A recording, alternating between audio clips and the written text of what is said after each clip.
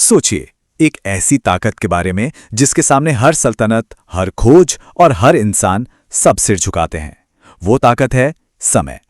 एक ऐसी नदी जिसे कोई रोक नहीं सकता, कोई खरीद नहीं सकता और सच कहूं तो कोई पूरी तरह से समझ भी नहीं सकता।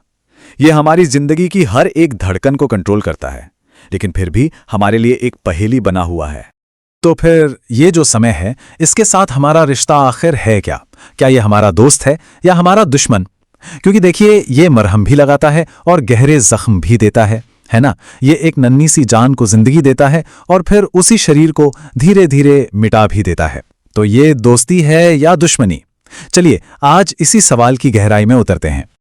आज की हमारी इस पड़ताल में हम 5 पड़ावों से गुजरेंगे।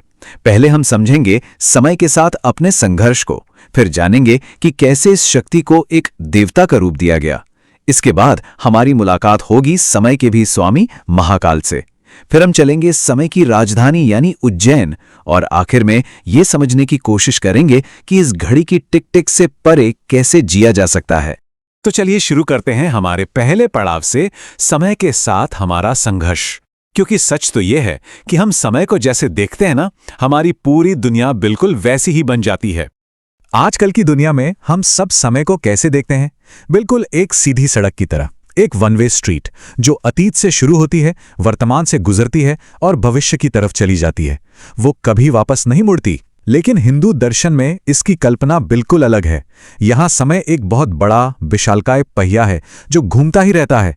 यहाँ समय सीधा नहीं बल्कि गोल, चक्रीय है। यहाँ युगों और कल्पों के कभी न खत्म होने वाले चक्र हैं, जहाँ सृष्टि बनती है, चलती है और फिर सब कुछ मिट जाता है, सिर्फ इसलिए ताकि एक नया चक्र फिर से शुरू हो सके। अब जाहिर है, जब कोई ताकत इतनी बड़ी हो, इतनी रहस्यमयी हो, तो इंसान उसे समझने के लिए कोई चेहरा देना चाहता है, कोई रूप देना चाहता है। तो चलिए अब देखते हैं कि क्या होता है जब समय एक देवता बन जाता है। इस पूरे विचार के केंद्र में संस्कृत का एक शब्द है, काल। अब यह शब्द बहुत दिलचस्प है क्योंकि इसके एक नहीं 3 गहरे मतलब हैं।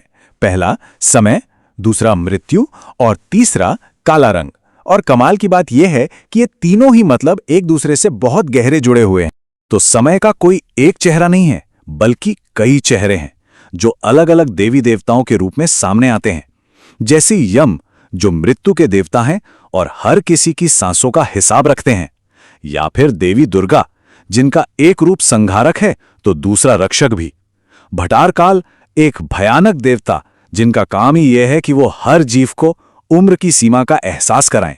और यहां तक कि खुद भगवान शिव के पुत्र काल। ये सब रूप हमें यही दिखाते हैं कि समय कितना कॉम्प्लेक्स है, कितना बहुआयामी है।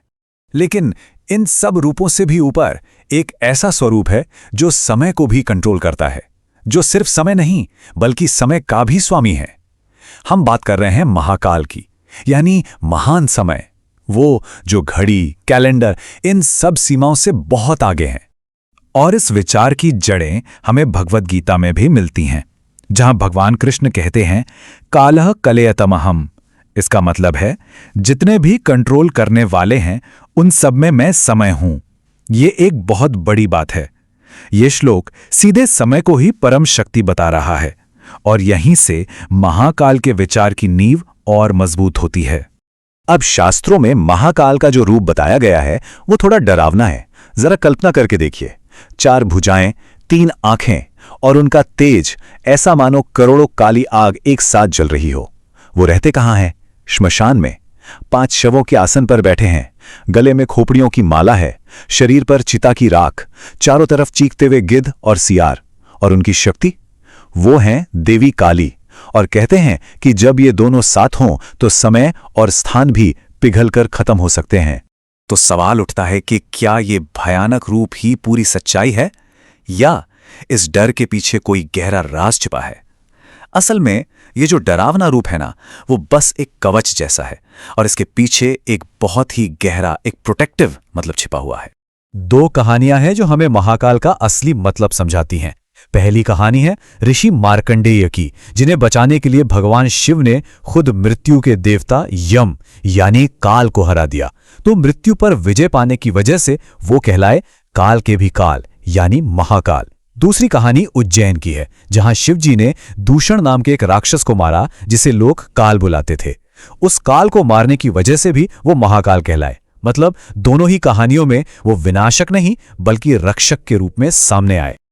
और यहीं से हमारी कहानी एक आइडिया से निकलकर जमीन पर आती है, एक असली जगह पर, भारत के दिल में बसा एक शहर, उज्जैन। यह वो कमाल की जगह है जहां साइंस और स्पिरिचुअलिटी दोनों एक साथ मिलते हैं। क्या ये बात पता है कि हजारों साल तक उज्जैन भारत का 0 डिग्री लॉन्गिट्यूड था? मतलब इंडिया का प्राइम मेरिडियन, एक तरह से कह सकते हैं भारत का प्राचीन ग्रीनविच। यहीं से पूरे देश का समय और ज्योतिष की सारी कैलकुलेशंस होती थी। उज्जैन की ये जो एस्ट्रोनॉमिकल नॉलेज की विरासत है ना, वो कमाल की है। सोचिए 4वीं सदी ईसा पूर्व से ये भारत का प्राइम मेरिडियन था। फिर 499 सीई में महान आर्यभट्ट ने इसी जगह को बेस बनाकर ग्लोबल टाइम जोन डिस्क्राइब किए। 1150 सीई में भास्कर II ने यहीं पर ग्रेविटी पर अपना मास्टरपीस लिखा। और फिर 1725 में महाराजा जयसिंह ने यहां वेदशाला बनवाई, जो आज भी बिल्कुल सही काम करती है। इस वेदशाला में पत्थर से बने बड़े बड़े इंस्ट्रूमेंट्स हैं, जैसे सम्राट यंत्र, और ये आज भी लोकल टाइम को 2 सेकंड की एक्यूरेसी के साथ बता सकता है। फिर है नाड़ी वलय यंत्र, जो ये बताता है कि सूरज उत्तरी गोलार्ध में है या दक्षिणी, और दिगंश यंत्र, जो ग्रहों और तारों की सटीक पोजीशन बता देता है। ये सब हमारे प्राचीन विज्ञान की प्रिसिजन का जीता जागता सबूत है।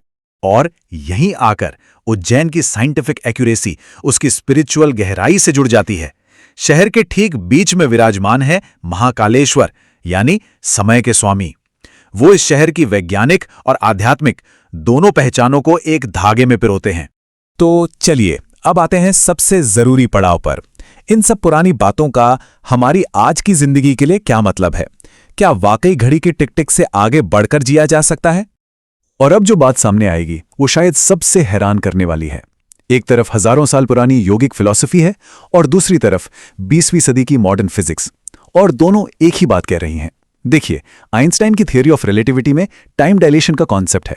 वो कहता है कि समय फिक्स नहीं है, ये तेज स्पीड और ज्यादा ग्रेविटी के पास धीमा हो जाता है। और उधर योग दर्शन में काल विस्तार की बात की गई है, जिसका मतलब है कि समय हमारी चेतना की अवस्था के हिसाब से फैलता और सिकुड़ता है। और सच कहूं तो ये चीज हम सबने महसूस की है ना? जब हम अपने किसी फेवरेट काम में पूरी तरह डूब जाते हैं तो घंटे ऐसे बीतते हैं जैसे मिनट हों, और वहीं जब कोई मुश्किल या बोरिंग काम कर रहे हों तो एक एक मिनट 1 घंटे जैसा लगता है। मतलब साफ है, समय का अनुभव बाहर घड़ी में नहीं, हमारे अंदर होता है।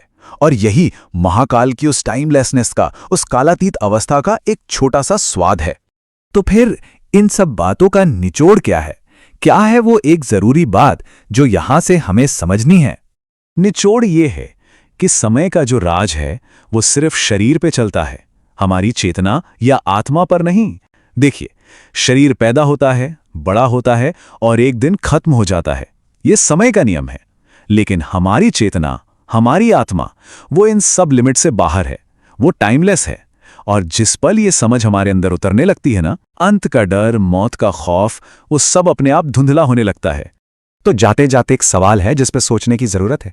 अगर सिर्फ एक पल के लिए समय के दायरे से बाहर निकलने का मौका मिले तो वहां से क्या दिखेगा? क्या बीता हुआ कल दिखेगा, या आने वाला कल, या फिर सब कुछ एक ही पल में एक साथ? सोचिएगा जरूर।